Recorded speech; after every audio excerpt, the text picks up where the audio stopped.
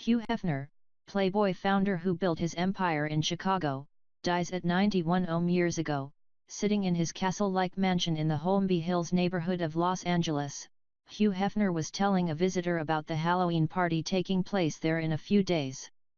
It would be what? The 7,435th party of Hefner's exceptional, charmed and successful life, a lavish bash for 1,000 or so of his closest and most comely friends.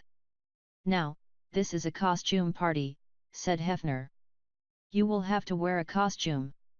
"I was thinking," said the visitor, "that, with all due respect, I might get some pajamas, a robe, a pipe, slippers and a Pepsi and going as, well, the young Hugh Hefner."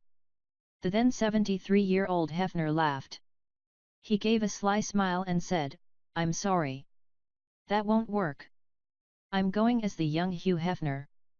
Influential and controversial, admired and vilified, and seemingly forever young, the Chicago-born publisher of Playboy magazine and the bunny-emblazoned empire that it spawned, Hugh Marston Hefner died peacefully at home Wednesday from natural causes.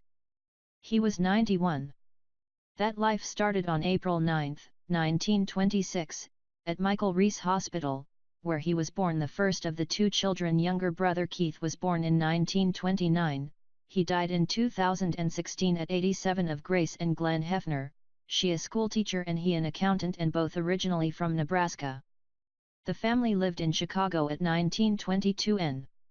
New England Ave in the Galewood neighborhood on the northwest side, where they attended Methodist Church and the children went to Sayre Elementary School. When he was 8 years old, Hugh Hefner started a school newspaper called The Pepper, despite a warning from a concerned teacher that if he continues to waste time on this, he will never amount to anything. "But I was a smart little boy," he told a Tribune reporter in 1999. He attended Steinmetz High School and later recalled, "The best time of my life before Playboy was my last 2 years at Steinmetz. It was a coming-of-age time. It was the first time I went steady. I was a class leader, writing and performing in plays and shows, working on the paper. The things I enjoyed were the things between classes." One of his passions was cartooning, and as a teenager he created a magazine called Shudder and had a Shudder Club for all of his pals. He also started a cartoon autobiography called School Days, which he continued while serving 2 years in the U.S. Army Infantry and later in college. His other early passion was the movies. "There is no way to underestimate the effect movies had on me as a boy," Hefner said. "My dreams came alive at the Montclair Theatre on Grand Avenue." He remembered, as a child of the Depression, watching cinematic depictions of the Roaring Twenties, all those images of the Jazz Age, the Flappers, and thinking that I'd missed the party. He would not miss many parties the rest of the way. In 1946, after a brief stint at the Art Institute of Chicago, where he took a summer art course in anatomy, Hefner enrolled at the University of Illinois at Urbana-Champaign. By doubling up on classes, he graduated 21 years later with a Bachelor of Science degree, majoring in psychology. While at university, he edited the campus humor magazine, Shaft, introducing a feature he called Co-Ed of the Month. He also drew cartoons for the campus newspaper, the Daily Illini. At the time, he began to develop a philosophy that linked freedom of speech and the press with individual rights and a rejection of what he called our legacy of Puritan repression. "For me, journalism isn't just one more profession," Hefner said years later, when donating $500,000 to endow student fellowships in the university's School of Journalism. "It is one that goes to the heart of democracy." His own professional path began in Chicago with a job as a promotion copywriter for Esquire magazine. When that publication decided to move to New York, Hefner asked for a $5 raise to his $60 a week salary. When it was denied, Hefner decided to stay behind and start his own magazine. He was married by then and a father. He had wed his high school sweetheart, Mildred Williams, in 1949, and they shared their small apartment in Hyde Park with baby daughter Christy, born in 1952. "The marriage was not good from the outset," Hefner would later say. "We both had serious doubts before getting married. But I had no other game plan except to get married and, somehow, live happily ever after. But very soon I started becoming afraid that I was turning into my parents. I started to see that happening to my peers. People who were so much fun in high school were going dull. I would walk around looking at the lights of high-rises. I felt like an outsider. I would fantasize about the lives that were going on inside those apartments and wonder whether I would ever be a part of it. He mortgaged his furniture and took out a loan for $600 and borrowed $3,000 from friends and relatives to start Playboy. His initial idea was to start Chicago City magazine, an aim he redirected in 1953 when he found he could rent a naked picture of Marilyn Monroe from the Baumgarth Calendar Co. for $200. And so Hefner put together the first issue of Playboy on his kitchen table. The first issue had no date because Hefner wasn't sure there would be a second. That first issue came out in December 1953. It was 48 pages with a center spread featuring a nude calendar photo of Monroe. About 70,000 copies were printed. Nearly all sold within 2 weeks.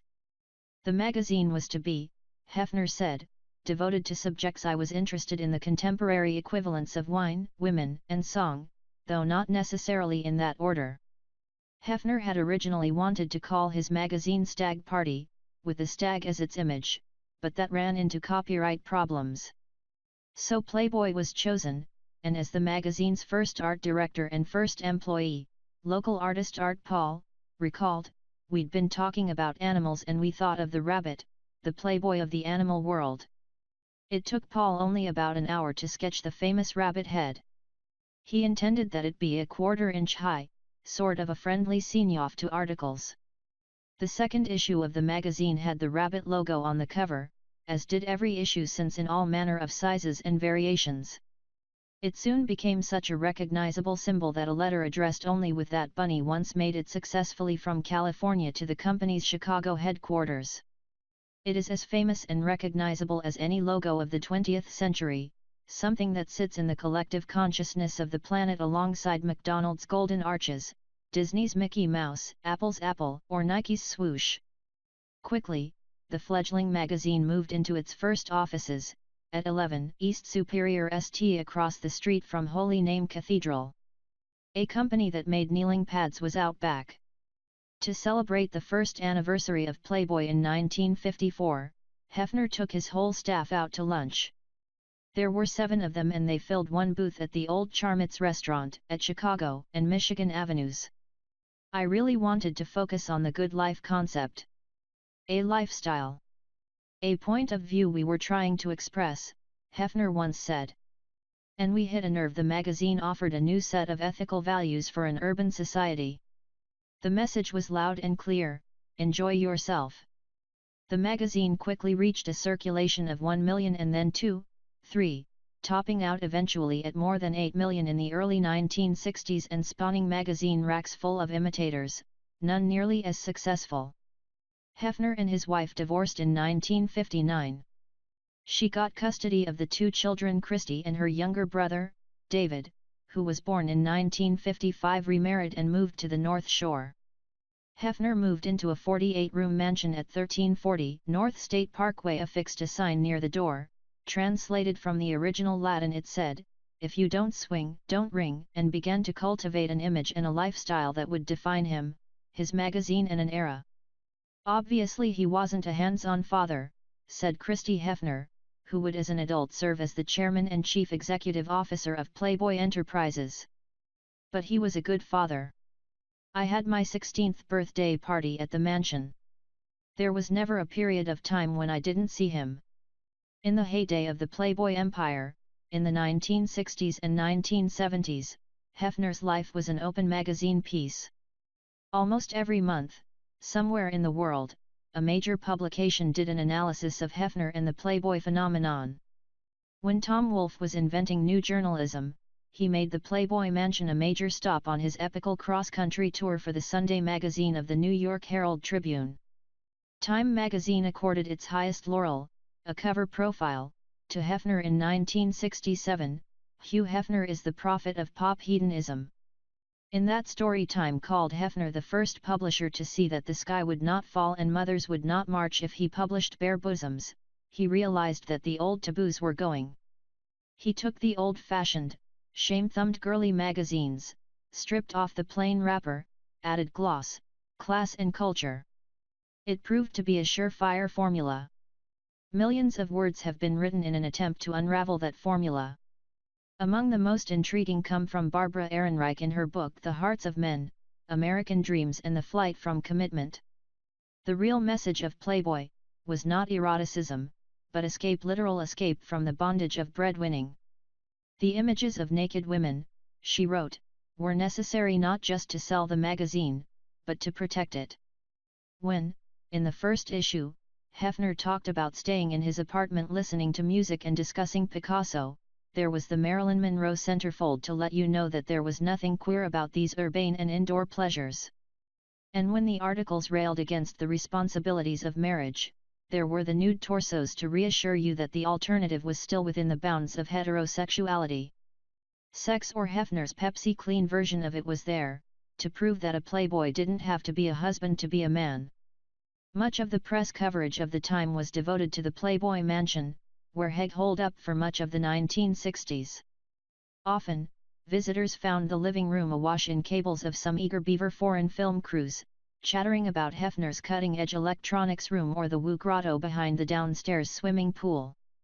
What was off-limits to casual visitors was the tucked-away Roman bath, reached by a narrow stairwell descending from Hefner's bedroom, which featured a round, rotating bed from which, for years, he conducted his share of the business of the magazine/entertainment empire. The Roman bath, say several who saw it, included Baroque gold spigots and faucets that sprayed and showered, a tub with chest-high water and, in a separate alcove, a mink-covered waterbed lying under a mirrored ceiling. Among impressed visitors was Italian journalist Oriana Fallaci. In a much-quoted essay, she told of what she had found on a trip to Chicago. First of all, the house. He stays in it as a pharaoh in his grave, and so he doesn't notice that the night has ended, the day has begun, a winter passed, and a spring, and a summer, it's autumn now. Last time he emerged from the grave was last winter, they say, but he did not like what he saw and returned with great relief 3 days later. The sky was again extinguished beyond the electronic gate, and he sat down again in his grave, 1340 North State Parkway. But, what a grave, boys! In the mid-1960s, friends worried about the near North Side recluse, with irregular sleep habits, whose weight had dropped to 135 pounds, despite a diet built around fried chicken and candy bars. In 1968, he decided to mend his ways, part of a new image called Living Longer, he said. He started to eat wholesome foods, slept more, put on 40 pounds, rethought his wardrobe, bought a DC-9 jet and had it fitted with a James Bond interior and a bunny logo on its upswept tail. By 1971, when Playboy Enterprises went public, the magazine was selling 7 million copies a month. There were 23 Playboy clubs, resorts, hotels and casinos, along with ventures in book publishing, merchandising, modeling, records, TV, movies and a limousine company. The corporation employed 5,000 people, including 1,000 waitresses, dressed in skimpy black silk costumes and known as bunnies. That same year, attracted by the entertainment possibilities of the West Coast, he set up a second residence in Los Angeles, buying a 51/2-acre estate in Holmby Hills. By 1975, the Chicago mansion was donated to the School of the Art Institute as a student dormitory and later converted into private condominiums. But the company's headquarters remained in Chicago, in 2 locations, in the former Palmolive building and a later space on Lake Shore Drive. After withstanding withering feminist attacks for decades, Hefner and his empire were seriously bruised by a growing conservatism in the 1980s, by the Christian right and by the Mies Commission on Pornography. And by scandal when former playmate Dorothy Stratton was murdered by her husband, and many, including film director and Stratton lover Peter Bogdanovich, placed some of the blame on Hefner. The once thriving chain of Playboy clubs and hotels got shabby and empty, magazine circulation steadily slumped and Playboy lost its lucrative casino licenses. Christy Hefner began to head the company in 1982. She had to fire 100 employees in a drive to cut overhead. Hefner had to sell paintings, a de Kooning and a Jackson Pollock, as well as his airplane, the Big Bunny, to raise cash. "These were very dark times," she said. "We were in real trouble." In 1985, Hugh Hefner suffered a mild stroke. The following year, a Newsweek cover story, "The Party's Over," featured a photo of a haggard Hefner. "This was a period of re-evaluation for my father," Christy Hefner said.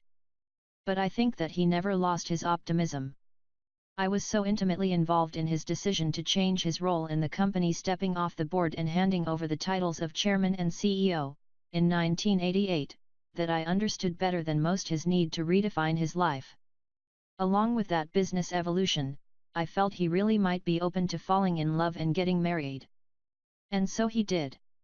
On July 1, 1989, Hefner married for a second time, to Kimberly Conrad, Playboy's 1989 Playmate of the Year. They were married in front of the wishing well on the lawn that fronts the LA mansion. The house and grounds were awash in white, 10,000 white roses and 1,500 yards of white satin. The couple's first son, Marston Glenn, was born 9 months and 1 week later, followed by a second son, Cooper Bradford, in late 1991. Over the next years, Conrad attempted to domesticate the mansion. The gang, as some old Hefner pals are known, stopped dropping by. The sign in the steep driveway was changed from "Playmates at Play" to "Children at Play." But she started to feel that Hefner was too controlling, his schedule too regimented. It became for her monotonous. It was she who requested the separation. He later said, "We drifted apart. In those first months after the separation, people would say, 'You must be hiding a lot of pain,' and I'd tell them that the reality is that the pain came long before the separation." Indeed, he purchased the $7 million house next door to the mansion for her 2 years before the separation was made public. It was at the LA house in the winter of 1999 that Hefner said, "I have to count my blessings. At this age," he was 73, "after all the hits I've taken in business and personally, the last 2 years have been absolutely unbelievable for me." He admitted to having some minor plastic surgery to get rid of the turkey skin on his neck. He felt rejuvenated, reincarnated, whatever the hell it is. For his 70th birthday, daughter Christy had given her father a video filled with photos and movies clips of them together since her childhood. For his 72nd birthday, his doctor gave him a prescription for Viagra. "It's Peter Pan time. I'm living a grown-up version of a boy's dream, turning life into a celebration," Hefner said. "It's all over too quickly. Life should be more than a veil of tears." He was on every important People of the Century list.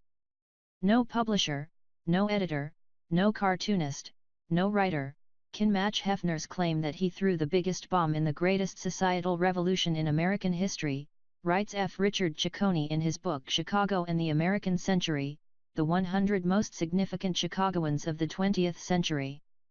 If Hefner did not single-handedly start the sexual revolution, he was its Patrick Henry, Thomas Jefferson, and George Washington combined. That was all very flattering. But what really tickled Hefner was the embrace of some feminists. Camille Paglia has said, "Hefner is one of the principal architects of the modern sexual revolution and the adulation of a new generation. It's so wonderful to have young kids come up to me in clubs, boys and girls, and say, 'You're the man,'" he said. Those young kids were such celebrities as Leonardo DiCaprio, Cameron Diaz, Ben Stiller and Courtney Love. They, along with such hedonistic loyalists as Robert Culp, Tony Curtis, Robert Blake, James Caan, and Jack Nicholson, turned Hefner's Los Angeles mansion back into the most prominent adult playground in the country, his life into a joy. As the new century dawned, Hefner was more visible than he had been in decades. He was named to the Hall of Fame of the American Society of Magazine Editors. He was the subject of 2 documentaries, one a part of the Arts and Entertainment biography series. There was Hefner, Unauthorized, which focuses on the sex and drugs, and the 1975 suicide of Hefner's longtime assistant Bobby Arnstein. In talking to a Tribune reporter about his renewed popularity, he said, "A lot of young people feel that they missed out on the party that was the 60s and 70s. The attitude of the 80s and early 90s was very conservative socially, politically, and sexually. It was a reaction to the freedom and excesses of the 60s and 70s. What's happening now is a counter-reaction, a desire to get into what was a great party. And Hefner was its living, still swinging symbol." Writer Gate Elise had called Frank Sinatra the embodiment of the fully emancipated male, but the term is more appropriate for Hefner. The mere mention of his name could evoke all manner of freewheeling images. He emerged from the dark decade of the 1980s and his marriage of the 1990s to discover that he was a white-hot flame, attracting a new wave of swingers, would-be and for real, male and female. Circulation of Playboy, which then stood at about 3.2 million, had risen 65% on college campuses in the last 3 years of the last century. "This is a new generation," Hefner said, without the same hang-ups and prejudices that dominated the 1980s. His mansion parties were the hottest ticket in a hot-ticket town. At a Halloween party in 1999, 2 decorative gargoyles perched on the roof of the 10,000 square foot Tudor-style mansion. Tombstones filled much of the lawn area on the home's hilly 51/2 acres. Every inch of the property, the sunken tennis court, the pool and its grotto with whirlpools and mattresses, the aviaries, the heavily wooded pathways, was done up for Halloween. There were black and orange tents, a haunted house, hundreds of monster masks hung in the hallways, life-sized monsters and movie stars lounging about. "It's all just Aladdin's castle at Old Riverview Park," said Hefner, referring to Chicago's legendary amusement park. And through it all, Hefner still worked. With the help of 3 women who worked in a guest house at the mansion, part of the mansion staff of 70, he filled the more than 2,400 bound scrapbooks that chronicle, in intimate detail, Hefner's life. "And I am more involved in the magazine in the last 2 years than in a very long time," he said then. "I'm not looking for new worlds to conquer. It's more of the same. The global nature of the business. The Internet. This is, I think, the most exciting time for the company since the very beginning." The company was again healthy, revenue up. Christy Hefner was in LA every other month or so for 3 or 4 days at the mansion. Brother David, a computer whiz, lived in Northern California, is an infrequent visitor. "I think of my father more as a partner than a colleague. Of course, I think of him as my dad, not just in biological fact but because we love each other deeply and without reservation. He's also my buddy because he's just a lot of fun. He is Mr. Playboy," she said, adding that her father still set the creative direction for Playboy Enterprises and approved major editorial decisions. "Most of all, he is a living promotion for the brand. That image is essential to the company." That image was most prominently captured in a monthly photo feature in the magazine known informally as Heg Sightings. "We run reader research surveys," Christy Hefner said. "Do you know that the strongest appeal of the Heg Sightings is among those readers 18 to 24 years old?" There were some who believed this fascination with Hefner and Playboy was merely a passing retro phase. A few former lovers and playmates argued that Hefner's public exuberance is masking an empty life. Others claimed he was out and about simply to help try to repolish the Playboy image. "There may be some mixed feelings about what I'm doing," he told a Tribune reporter. "But what my life represents, probably now more than ever before, is the possibilities. There is a lot of pressure to make us put our childhood away. But the boy is not only the father to the man, the boy is the best part of the man. Boyhood is when we dream the best dreams." During the last decade or so, the parties had become fewer, the Heg sightings less frequent. He might make an appearance in a film of TV show, most notably on The Girls Next Door, a reality series that ran for 6 seasons, 2005 to 2009, and 90 episodes. He had a Twitter account. He was married again in 2012, to former Playmate Crystal Harris, who was 27. He watched his youngest son, Cooper, become Chief Creative Officer of Playboy Enterprises, which Cooper describes not as a magazine, which it still is, but as a digital content company. In January 2016, the Playboy mansion was put on the market for $200 million, on condition that Hugh Hefner would continue to work and live in the mansion. And that is where he watched early in 2017 the 10-hour-long episodes of the aptly titled Amazon Studios series American Playboy, The Hugh Hefner Story. Cooper was one of the producers, and the series had his father's stamp of approval. About it, Hegg said, "This is my story, or at least how I remember it." Hefner is survived by his wife, Crystal, daughter Christy, and sons David, Marston and Cooper. Information regarding memorial services was not available. He will be buried in a mausoleum in Westwood Memorial Park, where, in the mid-1990s, Hefner bought the drawer next to that of Marilyn Monroe, his first cover girl, for his final resting place.